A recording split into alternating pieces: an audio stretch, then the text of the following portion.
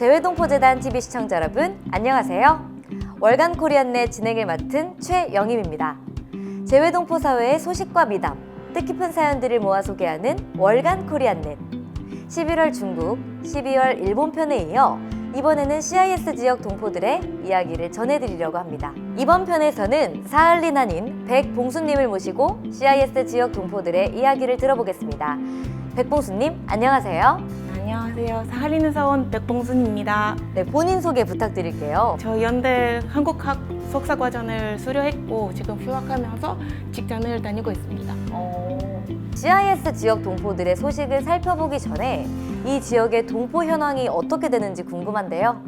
2년마다 발표되는 외교부의 재외동포 현황 자료에 따르면 2021년 말 기준 CIS 국가 중 동포 수가 가장 많은 국가는 우즈베키스탄으로 17만여 명, 그 다음 러시아 16만여 명, 카자흐스탄이 10만여 명입니다. 그 외에 키르기스탄과 우크라이나 각각 1만 명 이상의 동포가 거주하고 있습니다. 기록에 따르면 한민족이 러시아에 처음 도착한 것이 1863년으로 알려져 있습니다.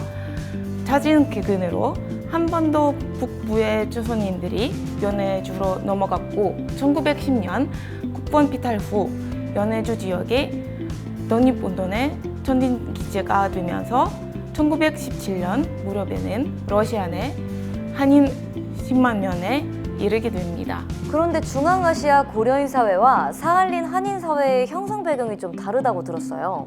네, 중앙아시아 고려인 사회는 대체로 1937년 스탈린의 강제 이주 정책에 따라 카자흐스탄, 우즈베키스탄 등으로 한인들이 거느면서 형성되었습니다.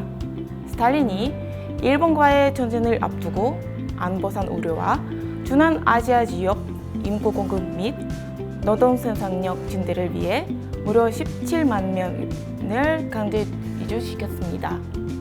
한편 사할린 한인 사회는 일제강점기 말 15만 명이 이 지역으로 강제 진연되면서 커졌는데요. 제2차 세계대전 후 일본은 일본 국적이 없는 한인들을 소환 대상에 포함하지 않았고 소련은 한국과 수교를 맺지 않았다는 이유로 소환 협상에 적극 나서지 않았습니다.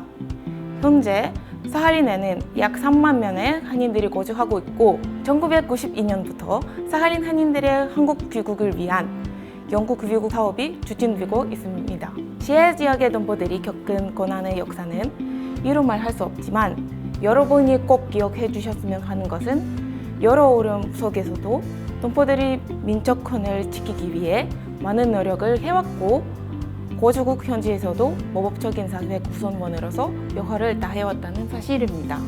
네, 맞습니다. 이제 동포 소식은 본격적으로 살펴보면서 CIS 지역 동포들이 2022년 한 해 동안 어떤 활동을 했는지 함께 알아보겠습니다.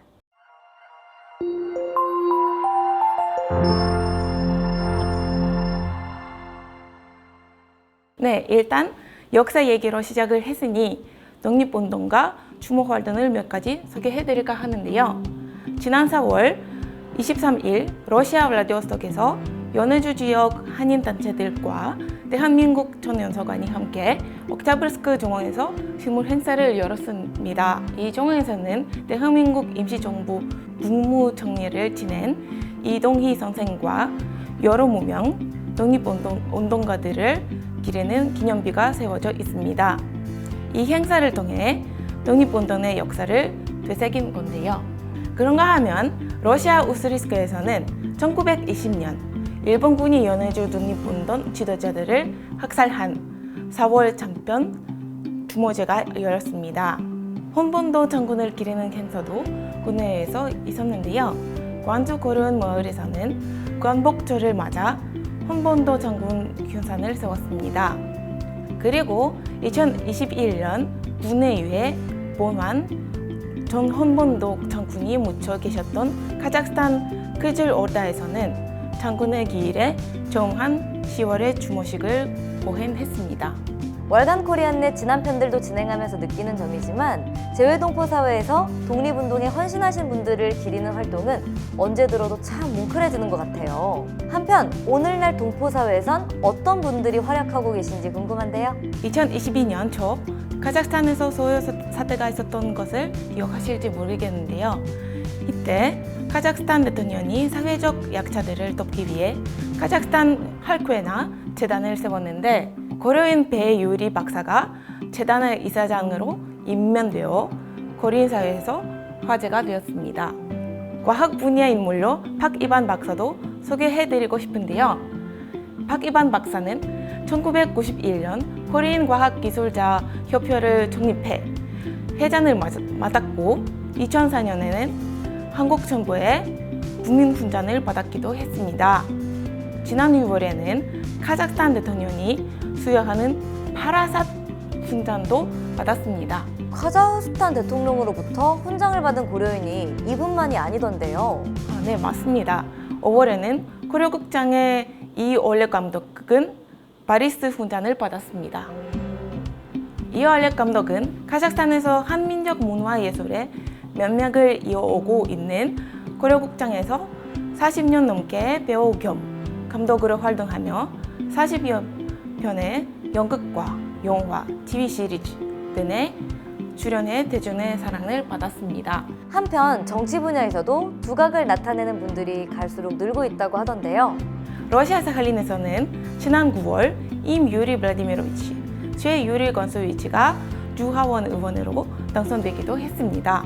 다양한 분야에서 참 많은 분들이 활약하고 있네요. 맨 처음 CIS 지역 동포사회의 형성 배경을 설명하면서 사할린 한인 영주귀국 얘기도 하셨지만 중앙아시아 고려인들도 이제는 꽤 많은 분들이 한국에 돌아와 계시더라고요. 네, 맞아요. 한국에 들어온 동포들이 모여 사는 마을들은 이제 귀한 동포들의 구심점 역할을 하며 국내 정착을 돕고 있는데 7천여 명이 살고 있는 광주 고려인 마을도 그 중 하나입니다.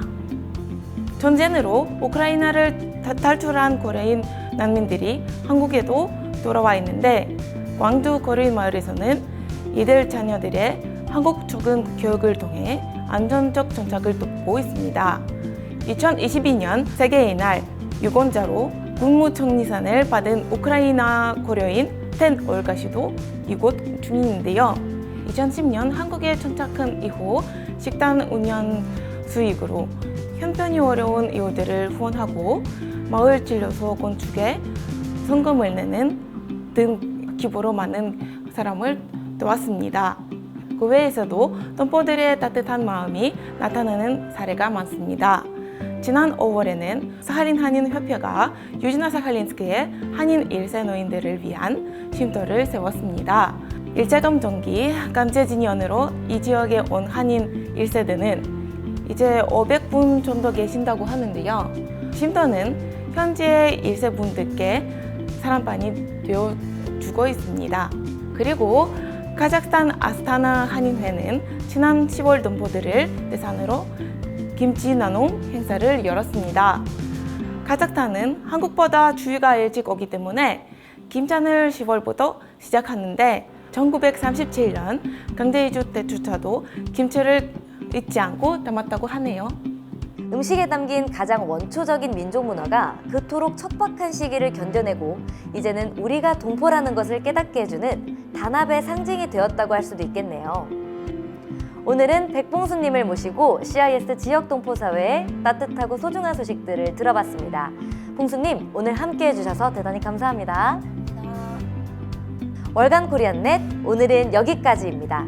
오늘 전해드린 소식 외에도 더 많은 동포사회 미담과 활동을 재외동포재단이 운영하는 글로벌 한민족의 온라인 플랫폼 코리안넷에서 확인하실 수 있으니 놓치지 마시고 2023년에도 국내외 동포 여러분 모두 행복한 일만 있으시길 바라겠습니다. 시청해주셔서 감사합니다.